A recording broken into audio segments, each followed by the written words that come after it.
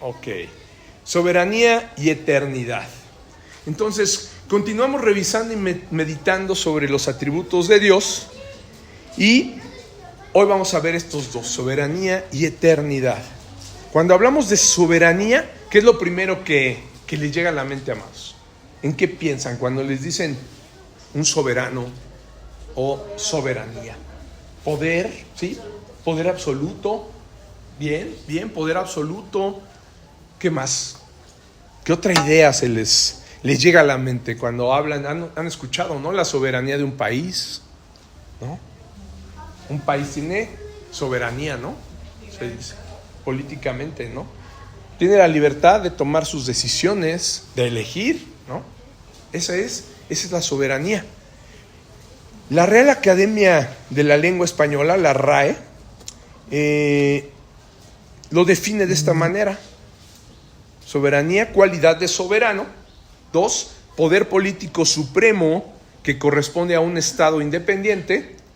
Y 3, alteza o excelencia no superada en cualquier orden inmaterial. Esta última creo que me parece la que más se podría aplicar a la soberanía de Dios, a la soberanía que hoy vamos a descubrir, que le vamos a pedir que Él nos revele a través de su palabra, ¿sí? La soberanía de Dios no tiene que ver precisamente con la política o con las cosas del mundo. La soberanía de Dios está mucho más allá de todo lo que algún estado o algún rey puede gobernar. Porque esa clase de soberanía, la soberanía del mundo, la política, ¿qué creen? Esa tiene límites, ¿no? Tiene un límite, está delimitada ya sea por territorios en la tierra y está delimitada también a ejercerse por un tiempo nada más, ¿no? Un tiempo específico. Esa soberanía que se ejerce aquí en la tierra por reyes, por presidentes, por gobernantes, es finita. Se va a acabar, ¿no? En algún punto. Se acaba en donde empieza, a lo mejor, dicen, ¿no? El territorio del otro. Mi soberanía está hasta aquí, pero termina cuando empieza pues, el del otro, ¿no? La del otro país. ¿Y acaba cuándo? Pues temporalmente, ¿no? Cuando llegue a su fin, ya sea que alguien gobierne por un periodo o cuando muere.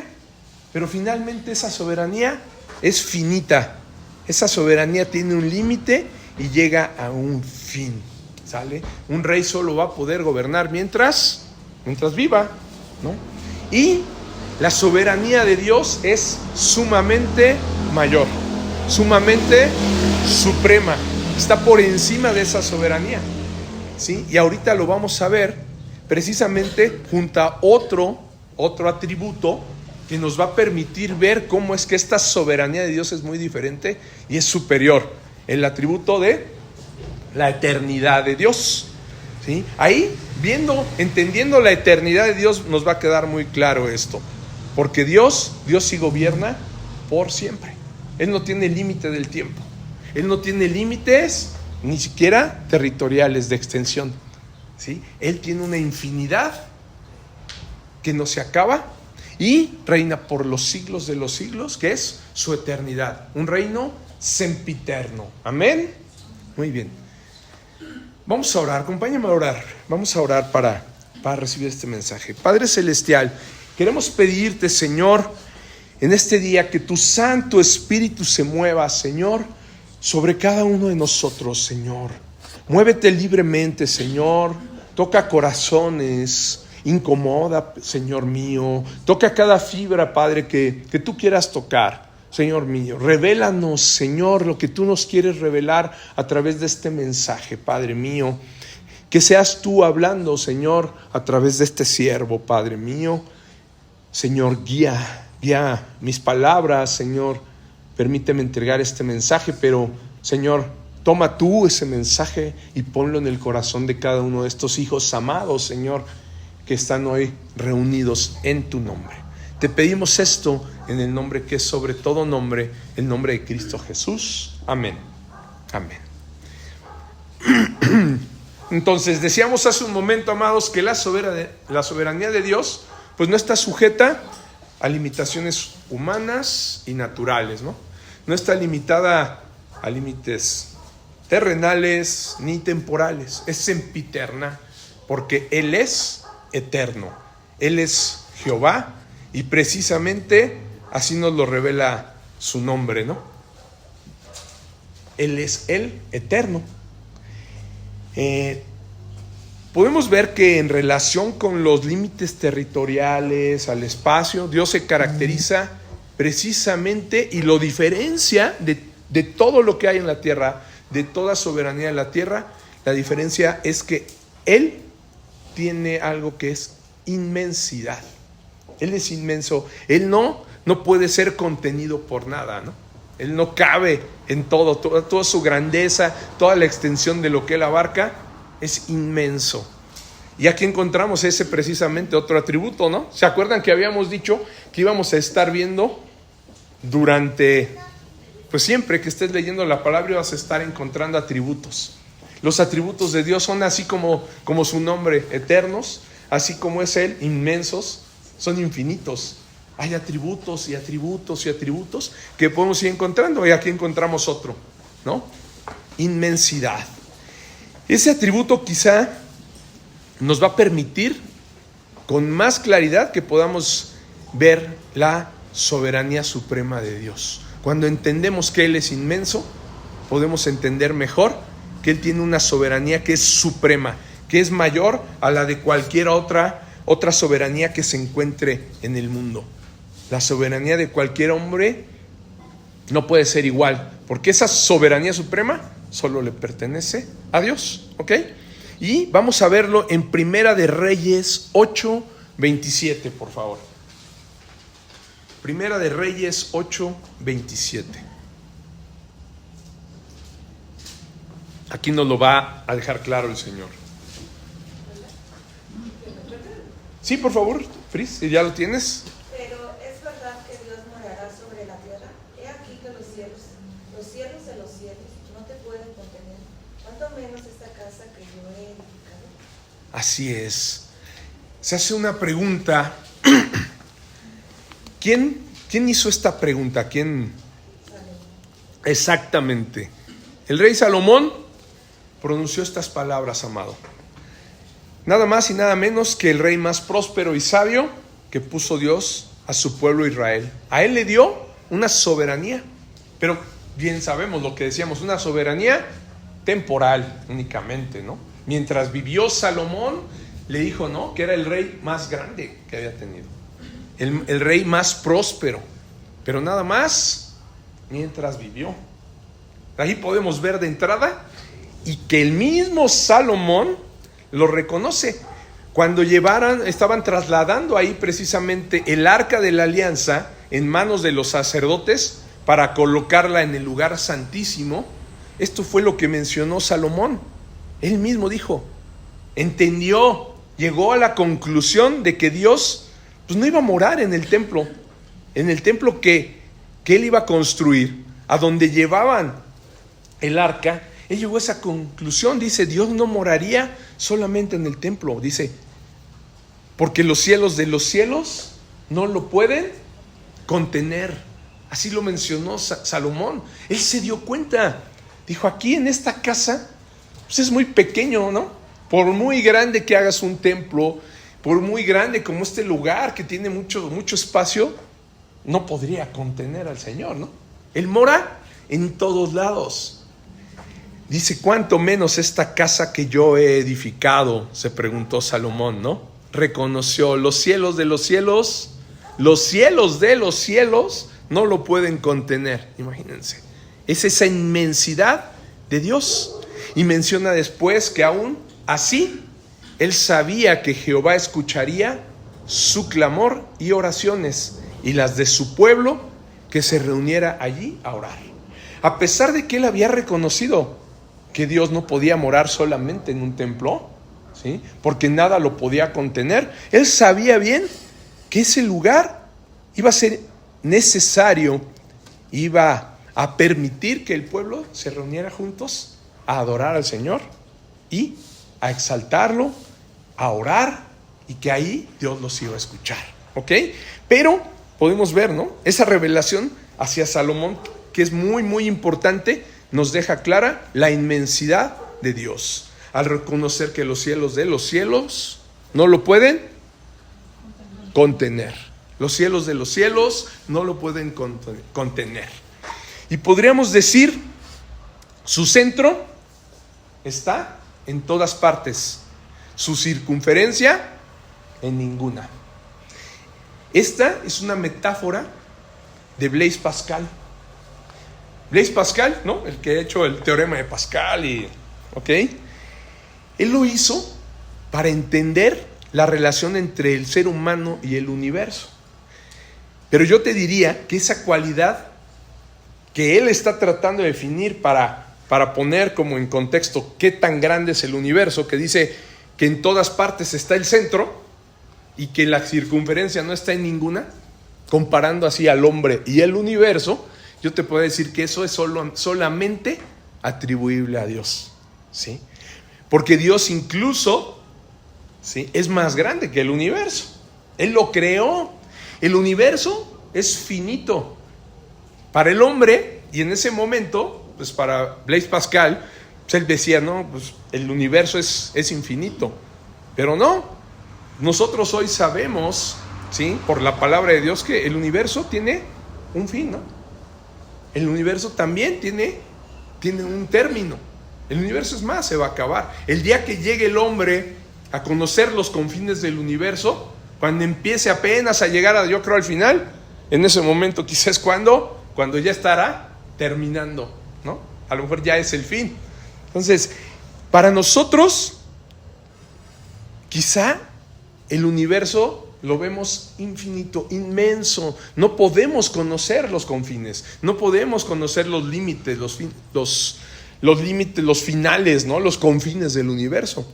Pero el creador, el que lo hizo, sí, él sí puede conocerlo. Por eso yo te diría que sí, es verdad, el centro de Dios está en todas partes y su circunferencia en ninguna. Él sobrepasa todo, Él es inmenso, ¿sí? Y aunque vemos que Dios no habita en un solo lugar, debemos recordar que hay un sitio en particular donde su presencia y su gloria se revelan en forma extraordinaria. ¿Dónde es? En el cielo, ¿sí? En el cielo es donde el Señor también dice que habita, ¿no? Ahí se revela su presencia. Él habita en todo lugar, Él está en todo lugar. Sin embargo, donde se revela gloriosamente su presencia es en el cielo, de una manera extraordinaria, diferente, ¿sí? Porque desde allí gobierna y diseña los planes perfectos para nosotros. ¿Recuerdan qué decía Daniel cuando le decía a Nabucodonosor? Hasta que reconozcas que el cielo gobierna. Es en el cielo desde donde gobierna Dios, ¿no? Aunque está en todas partes, pero ahí es donde Él se ve de manera extraordinaria su gloria, y ahí diseña los planes para nosotros, lo cual debe de ser de gran aliento. Saber que los planes de Dios no se diseñan como los diseñamos los hombres en la tierra, nos debe de dar aliento, nos debe de dar esperanza, porque Él diseña desde el cielo, desde donde no tiene Él limitaciones como nosotros. Nosotros vamos a diseñar planes solamente con lo que podemos ver, con lo que podemos alcanzar a entender. Pero Dios va a diseñar planes que no tienen límites. Él puede conocerlo todo, ¿ok? Entonces, con esto creo que nos puede quedar clara la supremacía, ¿no? La soberanía suprema que tiene Dios comparada con cualquier otro, ¿no? Con cualquier otra soberanía de algún gobernante en la tierra. Esto nos debe de permitir entender que tiene absoluto derecho de gobernar, ¿sí? Si Él es soberano absoluto, soberano de todo, Él creó todo, entonces también tiene ese derecho de gobernar. Por eso es que Él es soberano, es su derecho. Él puede disponer de lo que Él creó. Si Él nos creó, si Él creó todas las cosas, Él tiene entonces el derecho también de gobernarla, ¿no? de disponer de su creación como Él quiera. Eso incluye tanto a sus criaturas como a todo el universo. Todo de acuerdo con su voluntad. ¿Ok? Y vamos a ver 3 versículos. Ahí están, Miguel. Que no. Daniel 4:35, en el siguiente. Mateo 20:15 y Romanos 9:21, donde nos va a revelar muy claramente, ¿sí?, su soberanía. Si quieren, Daniel 4:35, Pris. Todos los habitantes de la tierra son considerados como nada, y Él hace según su voluntad en el ejército del cielo y en los habitantes de la tierra. Y no hay quien detenga su mano y le diga, ¿qué haces? Amén. ¿Se dan cuenta? Aquí el profeta Daniel nos deja ver con toda claridad que Dios es soberano y hace su voluntad, ¿no? Y no hay quien detenga su mano o que lo pueda siquiera cuestionar, ¿no? Todos los habitantes de la tierra, ¿no?, dice, son considerados como nada. O sea, nosotros somos así, como si fuéramos nada comparados con Él. Y Él hace según lo que es su voluntad en el ejército del cielo y en los habitantes, ¿de quién? De la tierra, ¿no? Aquí está claro, ¿no? Él puede hacer lo que sea, tanto en el cielo como con las criaturas, con los habitantes de la tierra. Y no hay quien detenga su mano y le diga, ¿qué haces? ¿Quién le puede preguntar eso a Dios? Nadie lo puede ni siquiera cuestionar. Y ahora Mateo 20:15, si lo lee Luz, por favor. ¿No me es lícito hacer lo que quiero con lo mío? ¿O tienes tú envidia porque yo soy bueno? Amén. Aquí, en Mateo 20:15, es el versículo que es parte de la parábola de los obreros de la viña, ¿sí?, donde el padre de familia precisamente les hace esa pregunta, ¿no? Vemos aquí, ¿no me es lícito hacer lo que quiero con lo mío? ¿No? Aquí nos deja ver claramente, si todo es de Dios, pues Él puede hacer lo que quiera, ¿no? Es mío. Yo puedo hacer y tomar decisiones con lo mío. Y me gustaría que para entender muy bien esto, vamos a los obreros de la viña. Vamos a Mateo 20, por favor. Y acompáñame, Mateo 20:1. Mateo 20:1. Si quieren, Mayra, aquí hay Biblia, si quieren. Sí. Gracias. Ok. Mateo 20:1. ¿Ya lo tienen? Lo voy leyendo. Dice, porque el reino de los cielos es semejante a un hombre, padre de familia, que salió por la mañana a contratar obreros para su viña. Y habiendo convenido con los obreros en 1 denario al día, los envió a su viña. Saliendo cerca de la hora tercera del día, vio a otros que estaban en la plaza desocupados y les dijo, id también vosotros a mi viña y os daré lo que sea justo. Y ellos fueron. Salió otra vez cerca de las horas sexta y novena e hizo lo mismo. Se dan cuenta, aquí ya habían transcurrido, ¿no?, la hora tercera y después a la sexta y la novena. ¿Qué quiere decir? Que unos ya estaban trabajando, ¿no? Los primeritos que contrató ya estaban trabajando. Después volteó y vio a otros y les dijo, ¿por qué están ahí? ¿No? Vengan. Y en la hora sexta y novena también invita a otros más, ¿sí? Sexta y novena, y saliendo cerca de la hora 11ª, nuevamente, halló a otros que estaban desocupados y les dijo, ¿por qué estáis aquí todo el día desocupados? Le dijeron, porque nadie nos ha contratado. Él les dijo, id también vosotros a la viña y recibiréis lo que sea justo. Cuando llegó la noche, el señor de la viña dijo a su mayordomo, llama a los obreros y págales el jornal, comenzando desde los postreros hasta los primeros.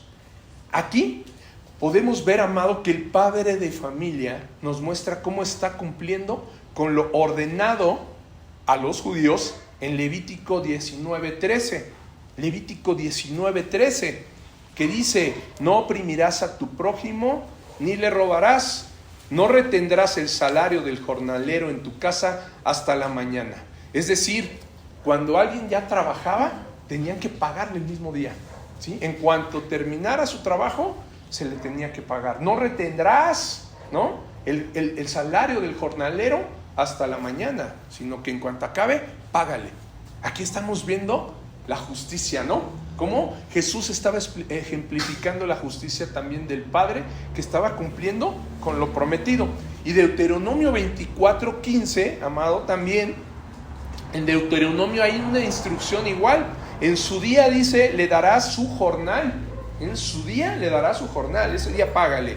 Y no se pondrá el sol sin dárselo, ¿sí? O sea, no se te haga de noche y le digas, no, todavía no hay, no. Ese día ya tienes que tener preparado para dárselo, dice, pues es pobre y con él sustenta su vida, para que no clame contra ti a Jehová y sea en ti pecado.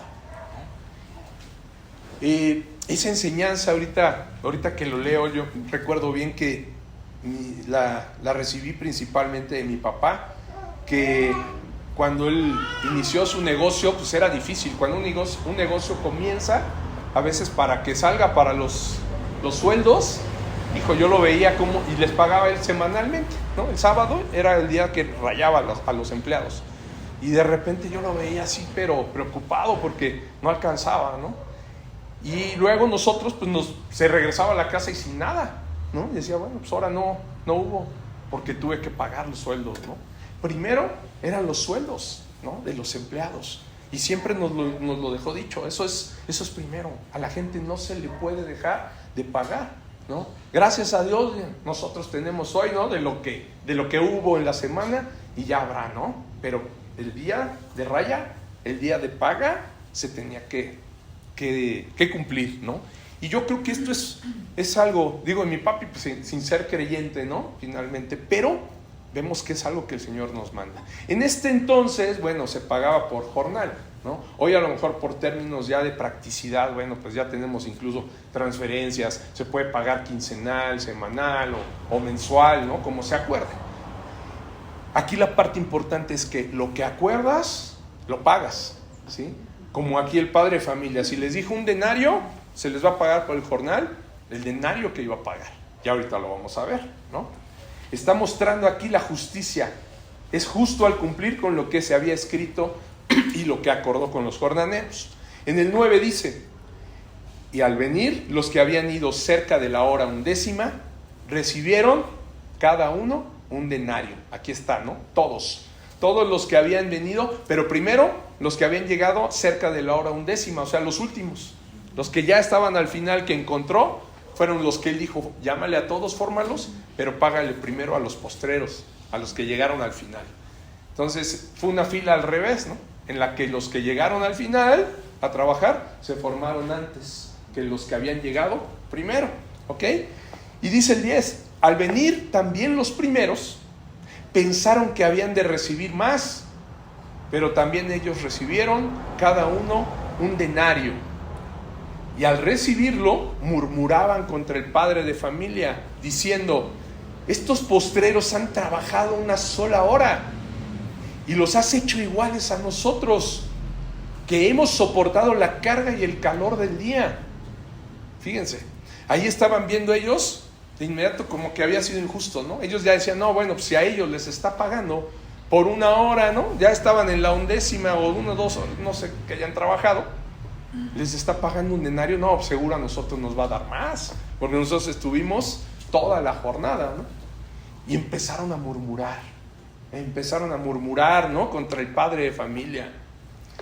Él, respondiendo, dijo a uno de ellos, amigo, no te hago agravio, ¿no conveniste conmigo en un denario? ¿No? Es lo que acordamos, no es que te esté pagando ni menos ni más, lo acordado te estoy dando, y en el día al acabar el jornal, ¿no? O sea, estoy cumpliendo. Y le dice, toma lo que es tuyo y vete, pero quiero dar a este postrero como a ti.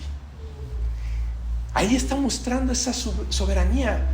Él no estaba incumpliendo en nada. Acordamos el denario, te estoy dando tu denario. A este postrero le quiero dar lo mismo que a ti. Es mi dinero, ¿no? Es mi dinero y el que contrató soy yo. Malo fuera que no le estuviera pagando su denario, ¿no? Acordado. Le dijera, oye, ¿qué crees? Como contraté a más, al final encontré más gente. ¿Qué creen? Que les voy a tener que pagar medio denario. No, pues eso ya hubiera sido, ahí sí se hubieran enojado, ¿no? Y hubieran dicho, no, pues fue injusto. Pero si habías acordado trabajar un jornal por un denario, está siendo justo. Está mostrando que estaba siendo fiel a su palabra, cumpliendo con lo pactado, con lo pactado. Así es como lo hace nuestro Padre Celestial. Es un Dios de pactos que cumple sus promesas. Por eso Jesús tomó este ejemplo, ¿no? El reino de los cielos es como un padre de familia que salió, ¿no? Así, este ejemplo lo usa Jesús para que entendamos cuál es el carácter de Dios, cómo es nuestro Padre Celestial, cómo funcionan las cosas en el reino. Y el padre de familia, ¿se dan cuenta? Inmediatamente les pregunta a los que murmuraban, ¿no? ¿Que no me es lícito hacer lo que quiero con lo mío? ¿O tú tienes envidia porque yo soy bueno?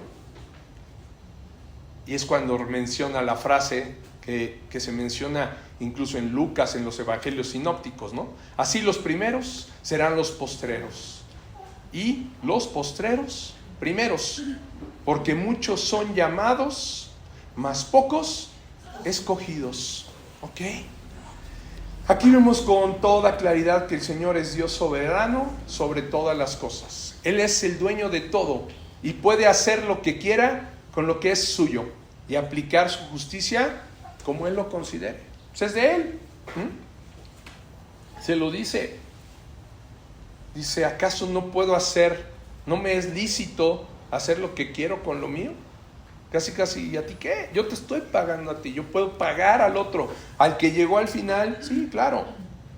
¿Sí? Y Jesús remata pues con esa enseñanza, ¿no? Los primeros serán postreros, los postreros primeros. Lo puedes encontrar también en Mateo 19:30, un capítulo antes, Marcos 10:31 y Lucas 13:30, ¿no? Apúntalo para que después lo puedas también analizar desde la óptica de Lucas, Marcos y Mateo, ¿no? Bueno, Mateo también aquí lo menciona, pero lo menciona un capítulo antes.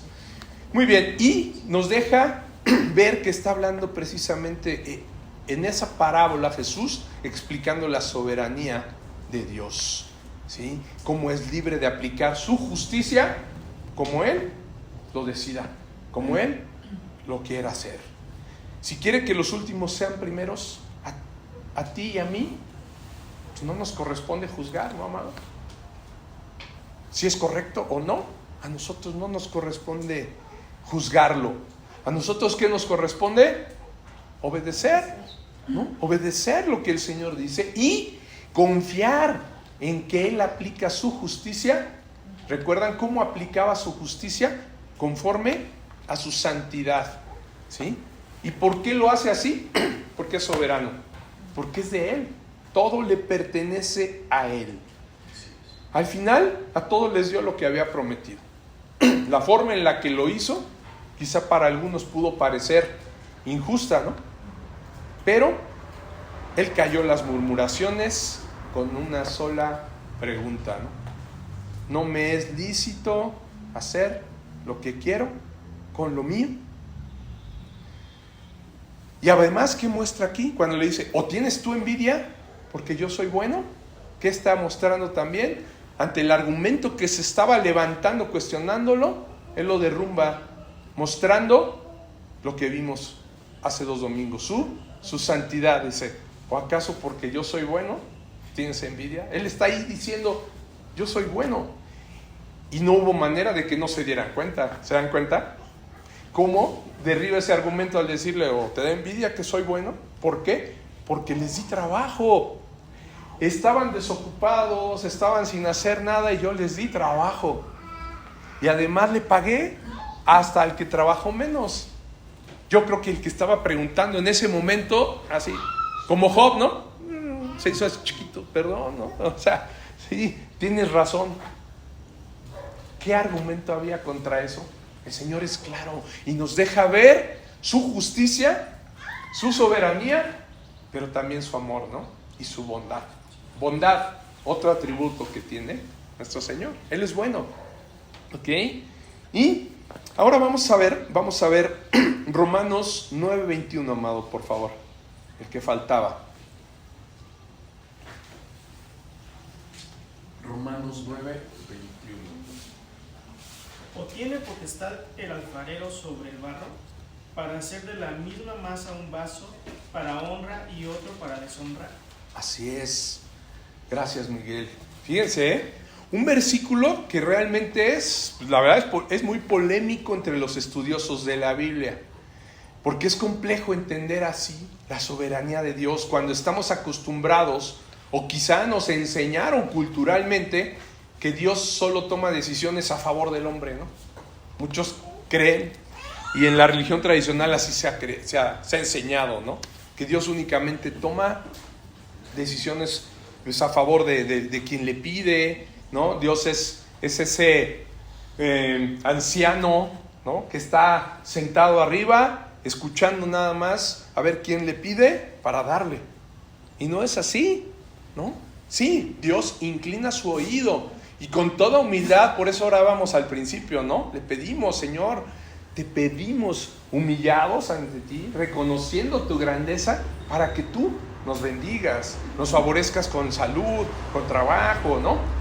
Pero no es que Dios esté nada más así como esperando a ver, ya me llamaron y mandando, ¿no? Repartiendo, distribuyendo bendiciones. No, Dios es soberano también y pone también reglas, lo hemos dicho, ¿no? Cada promesa se va a cumplir, pero cada promesa tiene una condición también. Él pone en cada promesa que nos hace condiciones para que el hombre también las cumpla, ¿sí? Este versículo en verdad sí es polémico y realmente pues nos deja ver el Señor, ¿no? Dice, si yo soy el alfarero, ¿no tengo potestad sobre el barro? Él hizo de barro al hombre, ¿no? Él nos creó de barro, Él nos hizo eso, Él es el alfarero. Dice, yo puedo haber hecho esa misma masa en un vaso para honra y el otro para deshonra. Y eso quizá puedan decir muchos, por eso les digo que es polémico, porque entonces, ¿a poco Dios puede endurecer, ¿no? Algunos usarlos para honra y otros para deshonra? Pues sí, amado, ¿no? Si llama para bendición a alguno, Él así lo bendice. Y si no, también. Si nos regresamos a algunos versículos, fíjate, ahí mismo en Romanos, Pablo, ve al 13, ve ahí 9, pero versículo 13, capítulo 9, Romanos 9, 13, fíjense, si quieres, Pris, ¿ya lo tienes? Como está escrito, a Jacob amé, mas a Esaú aborrecí. Es como está escrito, dice, a Jacob amé, mas a Esaú aborrecí. Y aquí puedes decir, bueno, y entonces, ¿por qué el Señor amó a Jacob y a Esaú lo aborreció? Y dice Pablo, fíjense, ahí está la respuesta, 14, ¿qué dice? ¿Qué pues diremos? ¿Que hay injusticia en Dios? En ninguna manera. Amén. ¿Se dan cuenta? Y luego Pablo dice, ¿qué pues diremos? Porque seguramente cuando estaba escribiendo, pues estaban pensando, bueno, ¿por qué a Jacob amó y a Esaú aborreció? ¿Qué pues diremos? ¿Hay injusticia en Dios? ¿Es injusto? ¿Por qué a un hijo lo trata de una manera y a otro de otra forma? Y dice Pablo, en ninguna manera. Dice, ¿cómo creen que vamos a contender con Dios? No, Dios nos guarde, ¿no? De querer cuestionar al Dios todopoderoso. Él es soberano, ¿no? Y continúa diciendo, 15, ¿qué dice? Pues a Moisés dice, tendré misericordia del que yo tenga misericordia y me compadeceré del que yo me compadezca. Así es.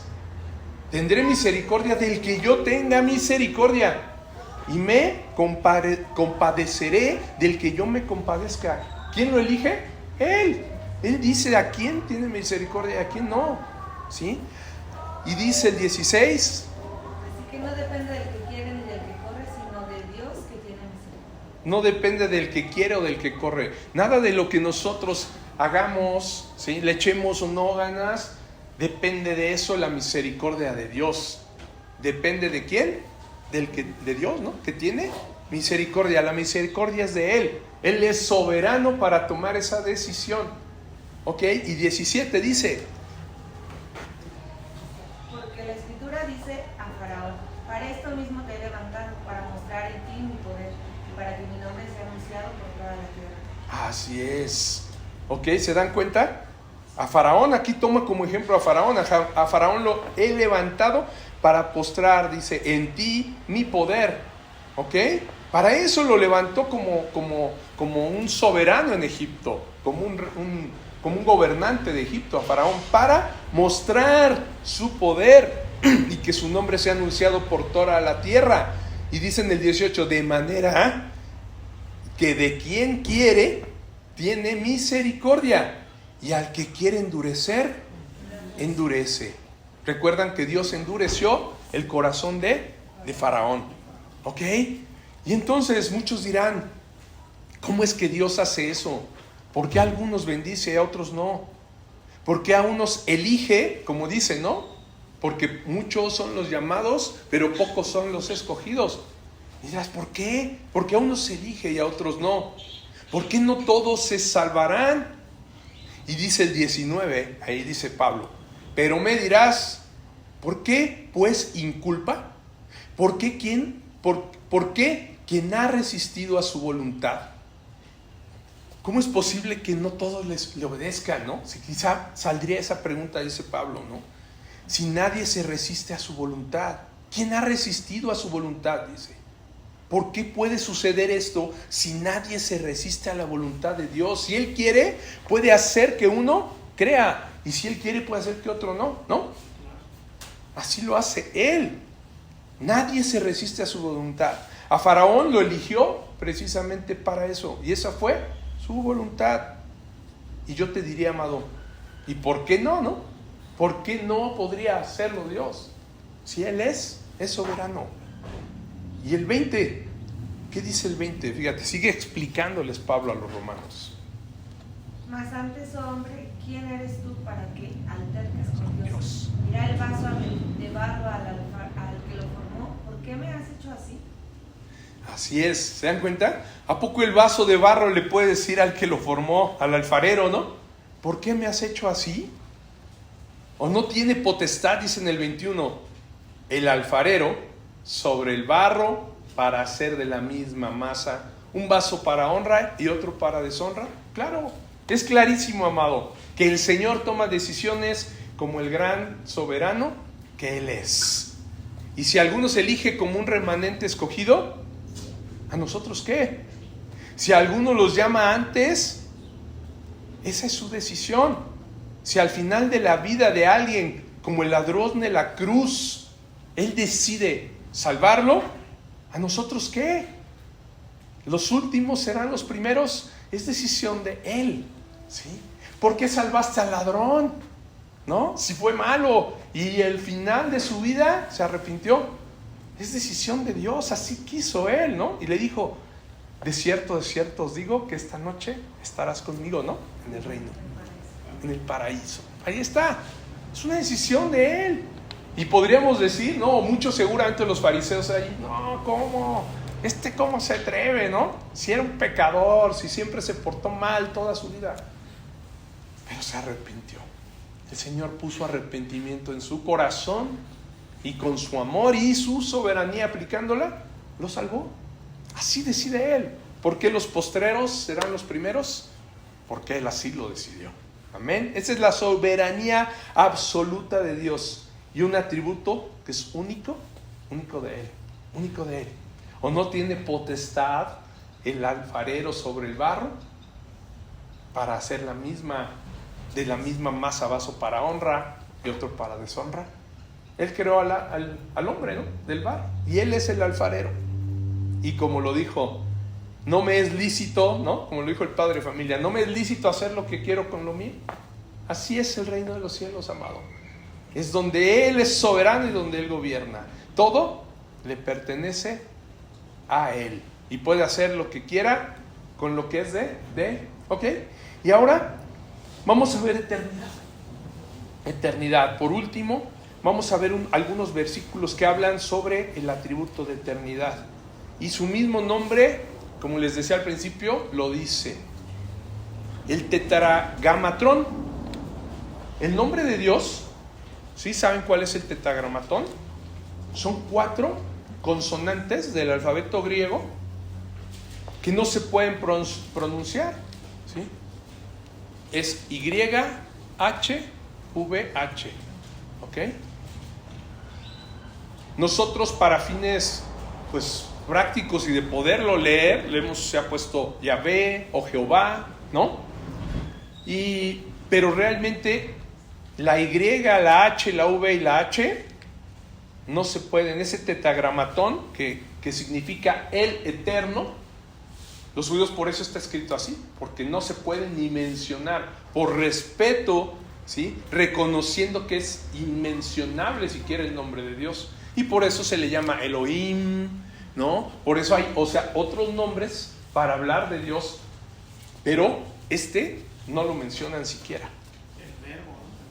El verbo, sí, ya ven que hay muchos nombres con el que hablan de Dios, el Todopoderoso, Emmanuel, ¿no? Dios con nosotros, el Shaddai, Adonai, todos esos nombres, porque precisamente el pueblo judío no podía, ¿no?, mencionar el nombre del Eterno, ¿sí? Yahvé, no se podía, es YHV y H, ¿no? En el alfabeto hebreo. Y precisamente su mismo nombre nos habla de que Él es el Eterno. Y vean lo que dice Éxodo 15:18. Vamos a ver estos versículos, estos 4 versículos nos van a dejar entender la eternidad de Dios, ese atributo de Él. Éxodo, ok, por favor, Andrés. Jehová reinará eternamente y para siempre. En Éxodo 15:18 se revela a Él como eterno, ¿no? Jehová reinará eternamente y para siempre. Deuteronomio 33:27, si quieres, Miguel. Y luego Isaías 44:6, Raúl. Y Apocalipsis 44:6. Por favor, Raúl. ¿Isaías qué? 44:6. ¿Y quién quiere leer Apocalipsis 4 del 8 al 10? ¿Pris? ¿O Gaby? ¿Quién? Vas, Gaby. Apocalipsis 4 del 8 al 10, ¿sale? Empezamos con Deuteronomio, por favor, Miguel. El eterno Dios es tu refugio, y acá abajo los brazos eternos. Él echó delante de ti al enemigo, y dijo, destruye. Amén. El eterno Dios es tu refugio. Nuevamente, el eterno Dios. Ahí está siendo muy claro, ¿no? Y acá abajo, los brazos eternos, Él echó delante de ti al enemigo y dijo, destruye, ¿no? O sea, sus brazos eternos también acá abajo, en la tierra, también se mueven, ¿ok? Isaías 44:6, Raúl. Sí. Así dice Jehová, Rey de Israel, y su Redentor, Jehová de los ejércitos. Yo soy el primero y yo soy el postrero, y fuera de mí no hay Dios. Amén. ¿Se dan cuenta? Así lo dice Jehová, el Rey de Israel, y su Redentor. ¿El qué? El que los salvó, ¿no? El que los sacó de la tierra de Egipto, de esclavitud. Jehová de los ejércitos. Yo soy el primero y soy el postrero. Y fuera de mí no hay Dios. Él es desde el principio y hasta el fin. Ahí está mostrándose en Isaías como el eterno. Apocalipsis 4, del 8 al 10. Y los 4 seres vivientes tenían cada uno 6 alas, y alrededor y por dentro estaban llenos de ojos, y no cesaban día y noche de decir, Santo, santo, santo es el Señor, Dios Todopoderoso, el que era, el que es y el que ha de venir. Y siempre que aquellos seres vivientes dan gloria, honra y acción de gracias al que está sentado en el trono, al que vive por los siglos de los siglos. Los 24 ancianos se postraban delante del que está sentado en el trono y adoraban al que vive por los siglos de los siglos y echan sus coronas delante del trono diciendo, ¿hasta el 11? Sí, diciendo, ¿y el 11 qué dice? Ajá. Diciendo, Señor, digno eres de recibir la gloria y la honra y el poder, porque tú creaste todas las cosas y por tu voluntad existen y fueron creadas. Amén. Sí, el 11 es lo que dicen, ya no habla el 11 de la eternidad, pero, bueno, para no quedarnos en diciendo, 2 puntos, sí.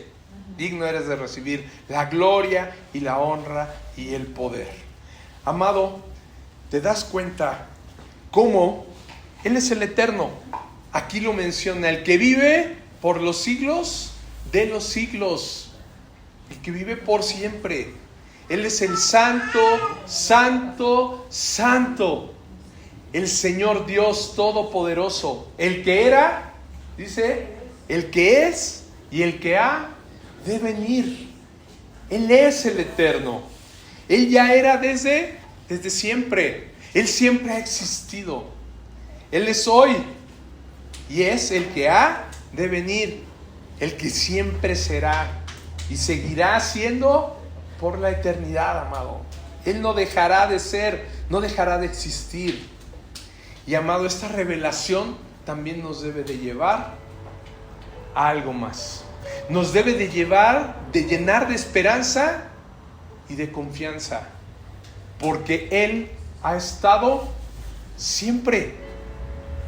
Él ha estado siempre, por lo que para Él el pasado, el presente y el futuro son como su mente, son como el presente en su mente. Él en el presente ve el pasado, el presente y el futuro, y lo hemos dicho muchas veces, ¿recuerdan? Él ve con una sola mirada pasado, presente y futuro. Para Él, el presente en su mente incluye todo. Así, Él ve todo. Nosotros tenemos la limitación de ver únicamente, conocemos el pasado porque sucedió y lo que nos acordamos, ¿no? El presente porque ahorita está pasando. Pero el futuro, ¿quién lo conoce? Solo el Eterno.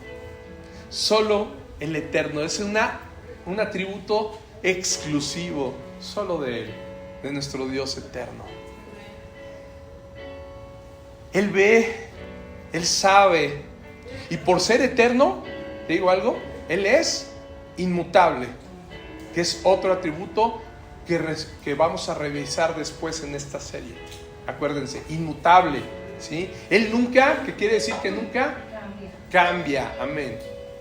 Y ese atributo solo le corresponde a Él y también a Jesucristo. A Jesucristo. Es una verdad consoladora para nosotros como creyentes, los que hemos sido redimidos por la sangre de Cristo. Porque dice su palabra, ¿no? Jesucristo es el mismo ayer, hoy y por los siglos de los siglos. Hebreos 13:8. Hebreos 13:8, así lo dice. Jesucristo es el mismo ayer y hoy y por los siglos. Soberanía y eternidad. Dos atributos que también podemos ver claramente en la persona de Cristo, nuestro Salvador. Jesucristo es el eterno Dios y también es nuestro Señor, nuestro soberano. Porque cuando Dios le dijo al pueblo de Israel: yo soy Jehová Dios que te saqué de la tierra de Egipto, de casa de servidumbre, en Éxodo 22, ¿qué le está diciendo, amado? Le está diciendo al pueblo: yo te rescaté, yo te redimí de esclavitud, y por tal razón Él tiene el derecho de gobernarlos. Porque yo soy, dice Jehová, que te saqué de la tierra de Egipto, de casa de servidumbre. Así que yo puedo gobernar.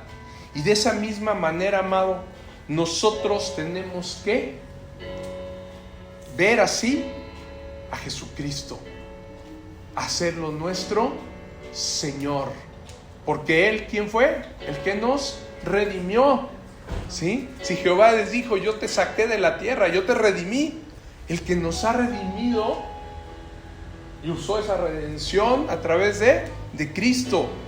Por eso también lo debemos de ver así nosotros, amado, como nuestro Señor. Todo aquel que diga que es discípulo y seguidor de Cristo debe de reconocer que Cristo lo ha redimido, y entonces Él tiene el derecho de ser el Señor de su vida. Amén. Pero esa palabra Señor, amado, yo te diría, no debe de salir solo de la boca, sino también de nuestro corazón. Porque decirle Señor es decirle, tú eres el soberano, a ti me sujeto, a ti te obedeceré, porque tú me rescataste, tú te hiciste mi Señor en esa cruz. Así lo debemos de reconocer realmente. Fuimos comprados por precio. Ya no nos pertenecemos a nosotros mismos, amado. Ya no somos nosotros, no nos pertenece nada de esto a nosotros. Ahora le pertenece al que nos rescató, al que pagó por precio por nosotros, con su bendita sangre. Porque habéis sido comprados por precio. Glorificad pues a Dios en vuestro cuerpo y en vuestro espíritu, los cuales son de Dios. 1 Corintios 6:20. Así lo dice su palabra, que lo glorifiquemos a Él con nuestro cuerpo y nuestro espíritu, porque ya no son de nosotros, fuimos comprados por precio. ¿A quién le perteneces, amado? A Él, al que pagó en la cruz. Tu cuerpo y tu espíritu es de Él, ya no es tuyo, le pertenece a Él, al que te redimió, al que nos rescató, al que pagó. Le pertenecemos solo a Él, amado, solo a Él. Por lo tanto, el título de Señor que le damos a Cristo debería de significar eso, para nosotros. Aquel que por su muerte se ha ganado un lugar de soberanía en nuestros corazones, el soberano de nuestros corazones, y a quien nos deberíamos sentir obligados a adorar y servir con todas nuestras fuerzas.